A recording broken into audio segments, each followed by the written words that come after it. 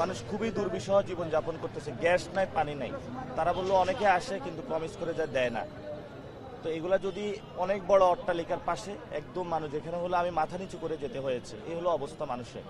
তো সকল মানুষের দায়িত্ব আমাদেরকে নিতে হবে। এবং আজকে নটরডেমে গিয়েছি, বাচ্চারা আমার মাথার উপরে তুলে মিছিল করা শুরু করছে। ঢাকা শহরের সবচেয়ে ভাইব্রেন্ট আসনগুলোর একটা বলা হচ্ছে, আপনি এবং আপনার প্রতিপক্ষের বিভিন্ন ঘটনা প্রবাহ নানাভাবে আলোচনায় আসছে, এই বিষয়টা আপনি কিভাবে দেখছেন? আমরা চেষ্টা করতেছি আমাদের জায়গা থেকে, এখন অনেকের কাছে ভাইব্রেন্ট, তবে এটা খুবই ইম্পর্টেন্ট জায়গা। এখান থেকে বাংলাদেশের অর্ধেক ভালো কাজ হয়, আবার খারাপ কাজ হয়।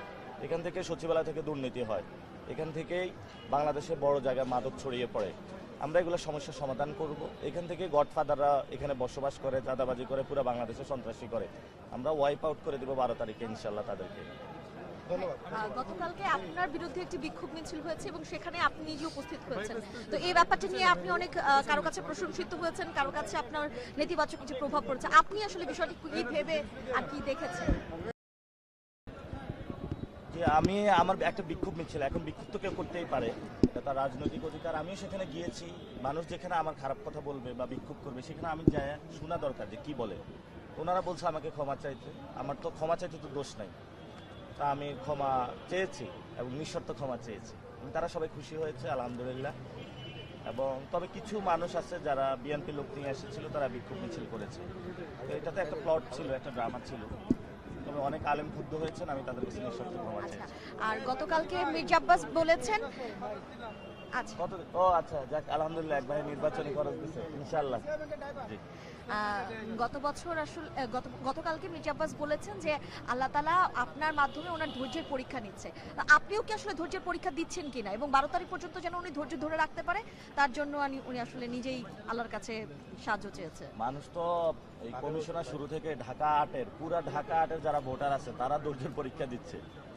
এখানে যারা ব্যবসায়ী আছে তারা ধৈর্যের পরীক্ষা দিচ্ছে। এখানে যারা মা বোনেরা আছে তারা নিরাপদে নাই, তারা ধৈর্যের পরীক্ষা দিচ্ছে। এবং এই ধৈর্যের পরীক্ষার অনুযায়ী আল্লাহ তাদেরকে ফল দিবে 12 তারিখে। তারা এই যার কাছে ধৈর্যের পরীক্ষা দিয়েছে তার থেকে ইনশাল্লাহ মুক্তি পাবে 12 তারিখে। একদমই তো শেষ সময়, আজকে দিন পার হলে নির্বাচনী প্রচারণা শেষ। তো সেই জায়গা থেকে শেষ সময়ে আপনার আসলে এই যে কয়দিন নির্বাচনী প্রচারণা চালালেন, আপনার ব্যক্তিগত কনফিডেন্ট কি এবং মানুষের কাছ থেকে কেমন সাড়া পেয়েছেন, কি বলবেন? আলহামদুলিল্লাহ, মানুষ থেকে সাড়া পেয়েছি, তবে আমি এটাকে সাড়া বলবো না, এটা আমি বলবো দায়িত্ব। মানুষ ভোট দিবে, যদি ভোটে আমি জয়ী হই তারপরেও মানুষের দায়িত্ব আমার আদায় করতে হবে।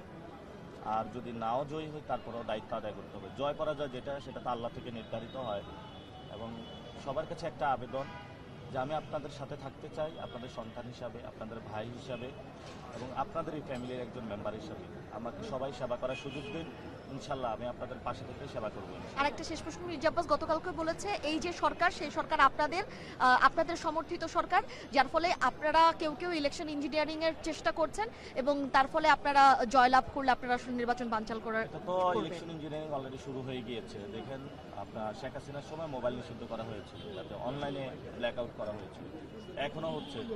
আমি পুরো দেশবাসীকে আহ্বান জানাবো, যদি মোবাইল নিয়ে যেতে না দেয় তাহলে আপনারা ক্যানন, সনি ক্যামেরা নিয়ে যাবেন। ক্যামেরা তো আর নিষিদ্ধ করে নাই, তো সেই জায়গা থেকে ছোট ছোট আপনারা ডিভাইস নিয়ে চলে যাবেন। ওইগুলো ভিডিও, যে ভিতরে যেই সব চুরি বাটপারি হবে ওগুলো ভিডিও করে পুরো বিশ্ববাসী এবং বাংলাদেশের কাছে ছড়িয়ে দেবেন। নির্বাচন কমিশন যে কথাটা বলেছে মোবাইল নিয়ে যাব না, এটা একটা অগণতান্ত্রিক সিদ্ধান্ত। এই অগণতান্ত্রিক সিদ্ধান্তের আমরা এবং নিন্দা জানাই। আশা করি নির্বাচন কমিশনের সিদ্ধান্ত থেকে সরে আসবে। আর এই সরকারকে তো বলেছে আপনাদের সরকার, এটার মানে কি, এবং বিএনপি কি এই সরকারকে সমর্থন করে না, এই বিষয়ে কি বলবেন? এটা তো সবার সরকার, এবং আমি তো বলছিলাম বিএনপি তো কাবিননামায় সাইন করে দিছে। এখন মাঝে মধ্যে ওনাদের টুকিটাকি সংসারে ঝামেলা হয়, এই জন্য মাঝে আমরা টের পাই কি হচ্ছে। আবার দেখা গেছে ওনাদের 2-1টা ফাইল ছেড়ে দিলে, অমুক জায়গায় ওসি দিলে, অমুক জায়গায় ডিসি দিলে ওনাদের আবার ঠিক হয়ে যায়। ওনারা সরকারের উপর একটা প্রেশার ক্রিয়েট করছে। তা আমি তো বলেছি বিএনপি হলে একটা ফাঁকা বেলুন। ইউনূস স্যারকে বলবো সুই নিয়ে রেডি থাকেন, আসলে সুই দিয়ে একটা ফুটা করে দিবেন, টুস করে উড়ে যাবে এটা।